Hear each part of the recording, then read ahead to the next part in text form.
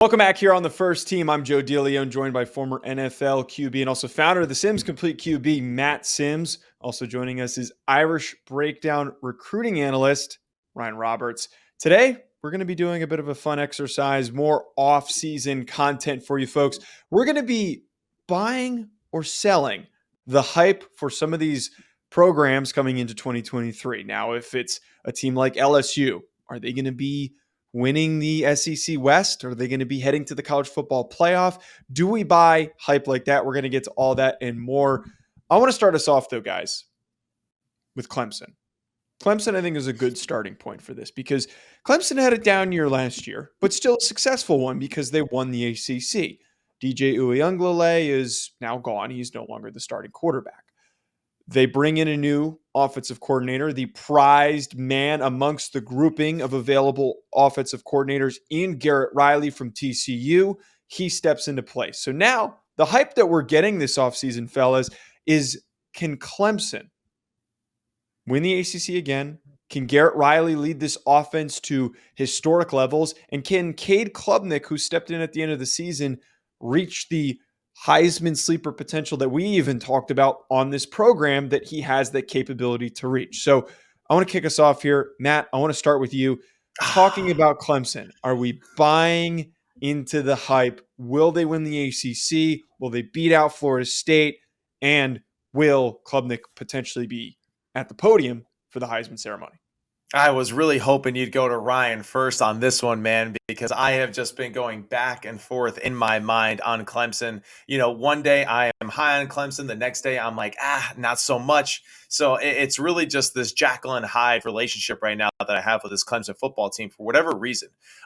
Like the majority of these teams that we'll talk about today, I mean, their September and November are extremely crucial. Florida State early on in the season, September 23rd, and then really the next big games are going to be Notre Dame, UNC, and South Carolina that all happen in the month of November.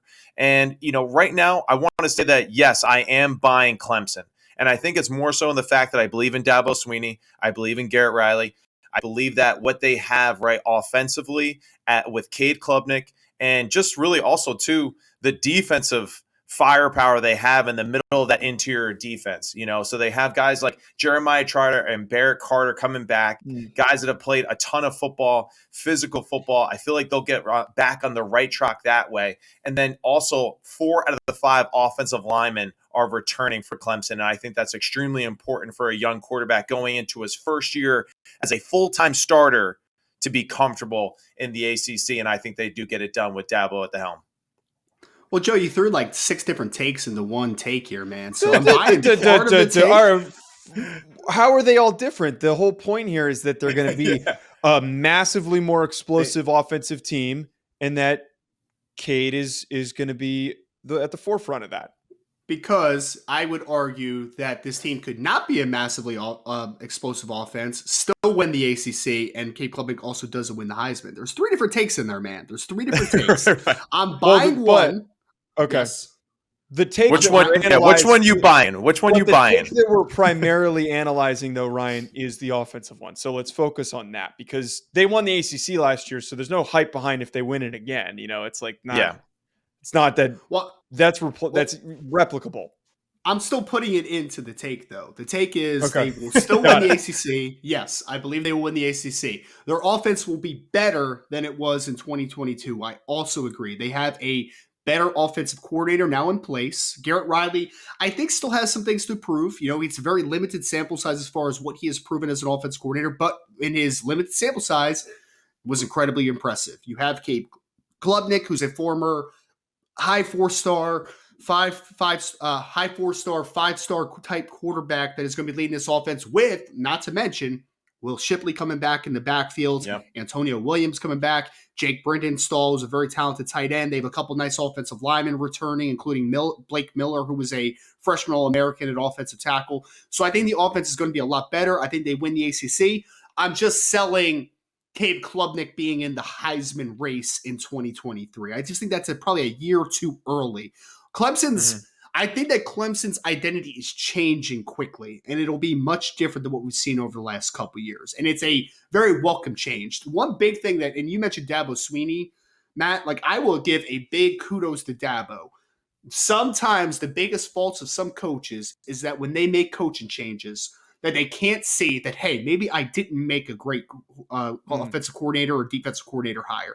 He noticed just after a year of Brandon Streeter that maybe offensive coordinator is still a bit of an issue. Maybe the offensive identity is still a bit of an issue.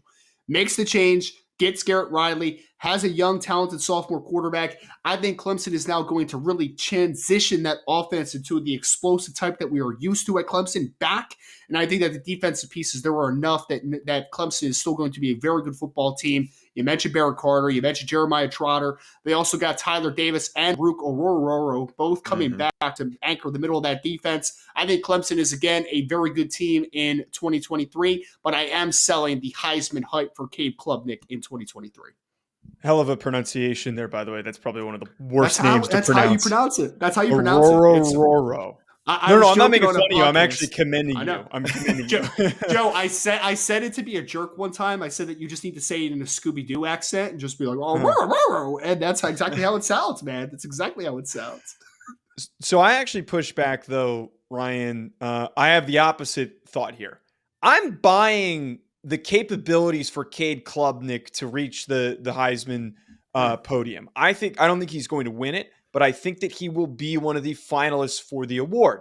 What we saw Max Duggan last year do and accomplish was significant. He was amongst the final grouping. I understand that he's an older quarterback, but we can all sit here and agree, and I'm curious Matt's take on this being the quarterback, that Cade Klubnik has more talent, is a more talented player, and has a higher ceiling than what Max Duggan did last year. And Duggan did some great stuff, but if Garrett Riley can unlock that, being able to unlock the highest potential out of Max Duggan, I think that the ceiling is so high for Cade Klubnik, and I think that he's going to get there, especially with a weaker ACC schedule. I think all you need is 3/4 of your games to be statistically dominant and put out some really good performances to be amongst that final grouping of guys. I don't think that's impossible for him to accomplish. I definitely agree with the fact that I think the ACC, right? I mean, let's face it, the ACC is what? It's a 2-man, maybe a 3-man race, right? It's UNC, yes, Florida State, and Clemson. Is there anyone else that we're actually considering to make a run for winning it this year? No, I don't think so. I mean, not really, right? So the other aspect of it is, Cade Klubnik, I think he has a lot of potential. I think he has a lot of upside to him, but to say that he is going to do what Max Duggan did a year ago, I mean, let's think about some of the plays that we saw Max Duggan make a year ago. A lot of those weren't like, oh, he made the right read and got through his progression. Yeah. A lot of those plays were just like him being a straight dog out there and making chicken salad out of chicken doo-doo. So I don't really expect to see Cade Klubnik do Max Duggan type of things, but I do see a natural progression in the position, and I do see them, at least allowing him to learn what his skill sets really are, because I don't really think we have too much of a sample size to really know the ceiling of what Cade Klubnik is as a full-time starter yet. We see a lot of upside, but I don't think we have that full picture of who he is yet as a leader. So I agree with that. I also think that you kind of hit a little bit of lightning in the bottle in the sense that TCU had a bunch of experienced wide receivers that had just not been incredibly productive because of the last system. That's talk about Quentin Johnston, Darius Davis, like Clemson. I mean, Joe, who's the best Clemson receiver coming back? Antonio Williams, who was a freshman last year. Yes. Like, there's just not a bunch of experienced playmakers on offense for Clemson outside of Will Shipley at running back. So I just think that it was a little bit of lightning in the bottle in TCU last year for Garrett Riley. And also, let's not sit here and act like there's the greatest defenses in the world playing in the Big 12. Like, it wasn't exactly but that supports my fire. I think that supports my point equally, though. I think that supports my point equally in the sense that if he was able to accomplish those things against weak defenses, like what defenses in the ACC are so scary that Cade Klubnik and Garrett Riley can't be productive this year? I think it's possible. It's not as much about the opponents for me. It's more about where they are in line of the window, right? Max Duggan was a senior. The wide receivers were experienced. We're talking about a sophomore quarterback with his best wide receiver being a sophomore wide receiver. Like it's a little bit of an immature window, I believe, right now for Clemson. That's my only push. I mean, the good sign for Clemson is that they have 15 returning starters from a year ago that won the ACC, right? And 15 returning starters, no matter what league you're playing in, whatever the competition, that's a good thing to have, right, for Dabo Swinney and going into the season. I also love that we're talking about Clemson and Alabama coming off of down years in which they won 10 plus games and won a division championship, which is just absolutely fantastic. I know. It's nuts and very awkward, but I kind of enjoy it too. So the other opponent, or as we just mentioned there, the other team in the ACC that is getting hyped up right now is Florida State. And the hype that we've heard from them because of the work that they've done in the transfer portal, all the important players that are coming back in Jordan Travis, in Jared Verse, in Trey Benson, Johnny Wilson. They went and got Keon Coleman.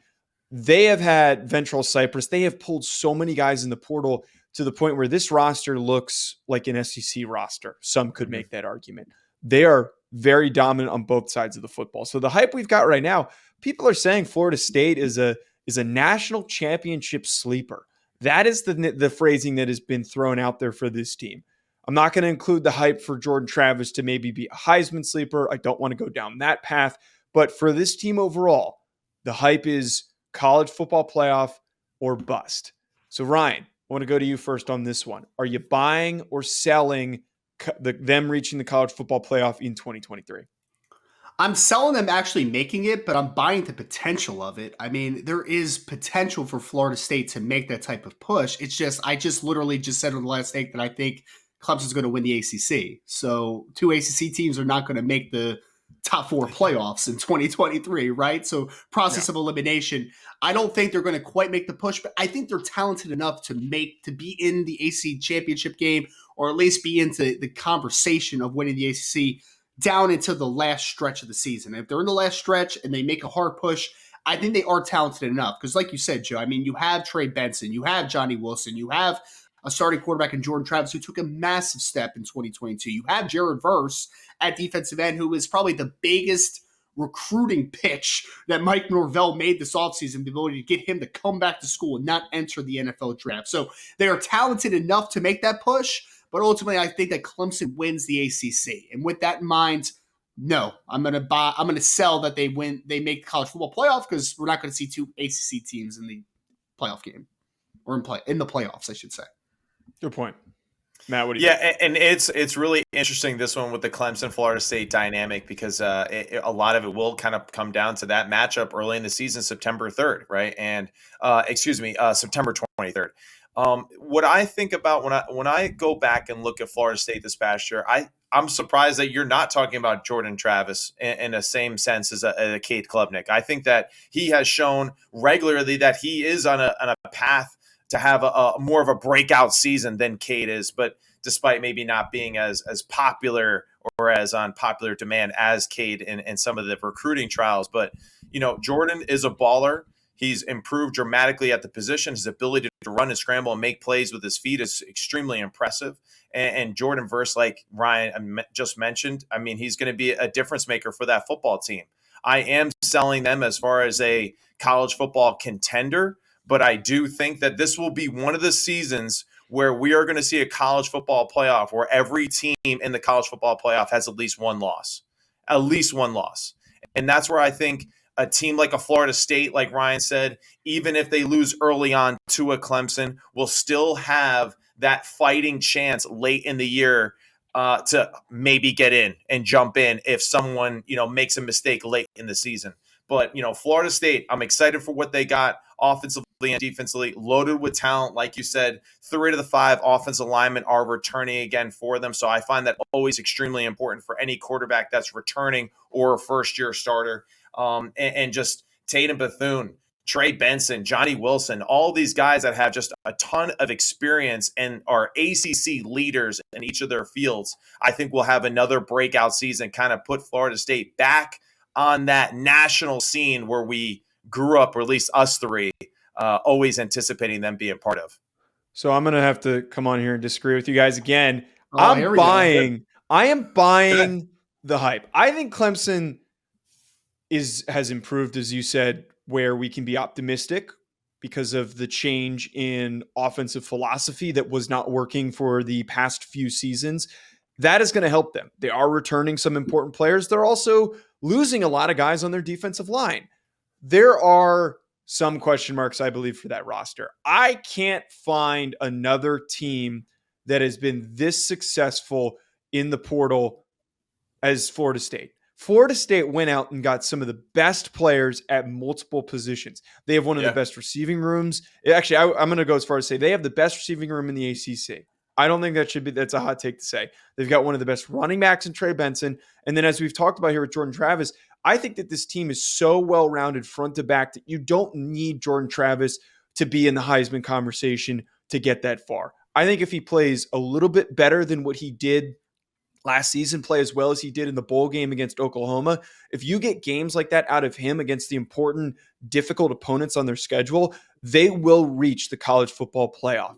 The biggest roadblock for me is going to be that LSU game. I think that they beat Clemson in a close battle, but LSU could be that one potential loss that you're talking about. And if they have one loss and it's to LSU, who, spoiler alert, I'm going to talk highly of in a second. If they lose to them and that's their one loss, that is a really good resume come the final week of the season. If TCU can get in with one loss after not winning their conference, I think that Florida State will win their conference and they will get in with one loss. Let's talk LSU, Joe. Oh, you want to go right to LSU? Okay. So LSU has been hyped up. Their hype is that funny. They're riding the momentum of last year where they beat Alabama. They made it to the SEC championship game. Bit of a messy game. It depends on who you talk to on how they perceive that performance. Some people say that it was a blowout. I'm one of those people. Some LSU people say that it, was a tough, hard-fought performance. Don't really understand that. Don't really cut it out with the faces. Cut it out with the faces. I'm just listening to you. I'm just listening. The hype. You're listening a little too actively. No, because I'm in enough LSU circles where you do hear some people say that it was a hard-fought battle, which I don't agree with. I love that. But here's the point. They are now being hyped up after also having a really good portal haul. And them returning Jaden Daniels, who had a strong final stretch of the season, that they could get to the college football playoff, win the SEC West, maybe not beat out Georgia, but make it to the playoff if they make it that far with a 1 or 2 loss resume. Matt, because I know that Ryan's going to go on a very long diatribe here. Matt, your thoughts on this buying or selling? Ryan, I'll keep it really short to give you the most maximum time you need to just rip apart LSU and their title hopes. I am selling LSU's hype. I believe that they are still maybe a year or two away from, getting past that hump. I really think the biggest question mark really for LSU is just the fact that they have a really bad defense, and not necessarily bad defense, but they don't perform well enough in crucial situations, right? They don't make the game decision stops, right, as often as you would like to see from a team like that, and I'm comparing them to who? I'm comparing them to Alabama and LSU. And LSU and Alabama both are in a whole nother tier defensively and statistically than they are. Tennessee is one of those outliers. Their defense was horrible, but they scored about 60 points a game, so it didn't matter how many points they were giving up. LSU gave up too many points, too much rushing yards, almost gave up like 3,000 rushing yards on the season. That's way too much. Poor tackling. We saw that throughout the season too. So I feel like the defense really has to kind of step up, be a little bit more of a physical presence in that stadium, especially in home games. I do think that Jaden Daniels will have another really successful season. I think Brian Kelly and that offense will perform well, but I don't think that they'll kind of get over that hump that they need to. That Florida State game, September 3rd, is huge, obviously. Alabama, November 4th is going to be huge, but I don't see them being the champions of the West and then being in the college football playoffs. So I'm selling LSU this season. Joe, you know how we lead up to analysis, right? We start with the positives, and then we actually give the real analysis, okay? Okay. The positives. Right. Brian Kelly did incredibly well in year one. A lot better than I thought he was going to be in the situation that he was given. LSU was not in a great spot. They had a lot of defections from the roster. I would argue some of those defections was probably a help to year one, to be honest, as far as from an attitude perspective. But regardless, Brian Kelly did not have a ton of talent, or at least proven talent, coming into 2022. He ends up going 10-4, makes it the SEC championship game, beat Alabama 32-31 in overtime. A lot of good to come out of LSU in year one. And I think that LSU fans, in my opinion, should be very optimistic for the consistency that LSU will be bringing over the next few years. Because if there's one thing Brian Kelly has shown at any of his stops, whether you go back to Grand Valley State or Central Michigan or Cincinnati or Notre Dame, is that he is going to be the consistent product on the field when he gets everything rolling, and they're going to be a consistently good football team. Definitely. Where I think that things need to just pump the brakes a lot on LSU a little bit is that I think that the 2022 schedule that we talk about with the 10-4 record is a little bit misleading to what the actual team was, because they beat Alabama in one football game. Look at some of these games they lost, Joe. Lost to Florida State first game of the season. Fine. First game of the season, we'll throw that one outside the door. They won narrowly against Auburn, 21-17, with an ugly game, which Auburn was a bad football team last year, man. Just lost their coach. They got run out of the building against Tennessee, 40-13. That game was not even close to being competitive. That was a terrible football game. They beat a bad Florida team. I will give them the Ole Miss game last year. That was a very competitive football game, and they won down the stretch. That was the second most impressive game last year for LSU outside of the Alabama game. The Ole Miss was a good team. Arkansas, 13-10. Joe, you know who didn't play in that football game for Arkansas? It was KJ Jefferson. Their starting quarterback didn't play that football game, Joe. That was also in very frigid. That was also in very frigid temperatures. That is the only one I will defend them for. That was in very frigid. Did you watch that game? That was in freezing temperatures. I did watch that game. And if KJ Jefferson plays in that football game and it's not Malik Hornsby, LSU loses that game.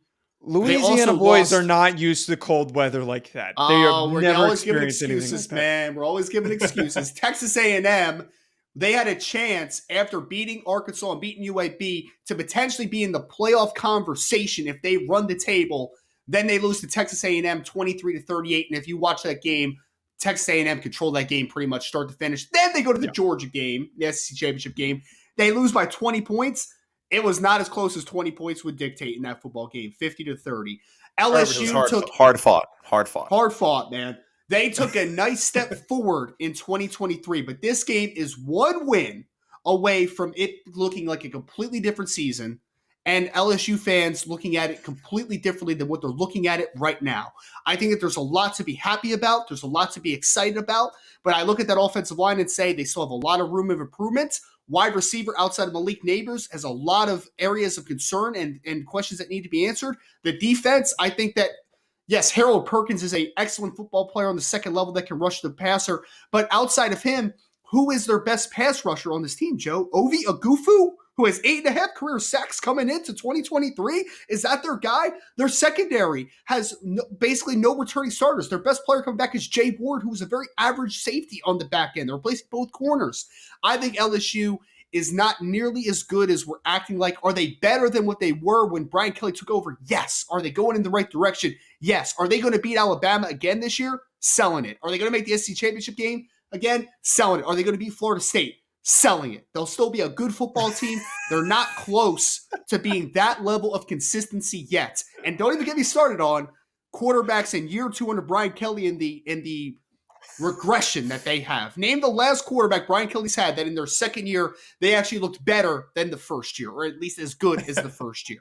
There is a lot of here that I think that LSU is going to take a little bit of a step back from a win-loss perspective, but they could actually get better as a football team. They can get better and go 9-3 instead of winning 10 games in 2023. So yes, I'm selling SEC championship game. I'm selling national title hope. I'm selling playoffs. It's a year or two too early for LSU, in my opinion. So thank you for giving me 10 seconds to give my take. Look, just final thoughts on this. I'm not buying that they go to the college football playoff because I think that there is still a lot of work on this roster that needs to be done. Yeah. But their biggest hurdles, beating Florida State, which they might not do, beating Alabama, I'm going to be straight up. I'm not optimistic about what they're going to do offensively. I don't think Tommy Rees is a very good offensive coordinator. I think that they're going to beat Alabama, and that is going to be enough for them to win the SEC West. They will win the SEC West again. They will go to the SEC Championship again. They will get their asses kicked again by Georgia, and they won't make it to the playoff. That's what's going to happen for LSU. Folks, thank you for tuning in. At Joe DeLeone, at Rise and Draft, at Sims Complete QB. We'll be back next week.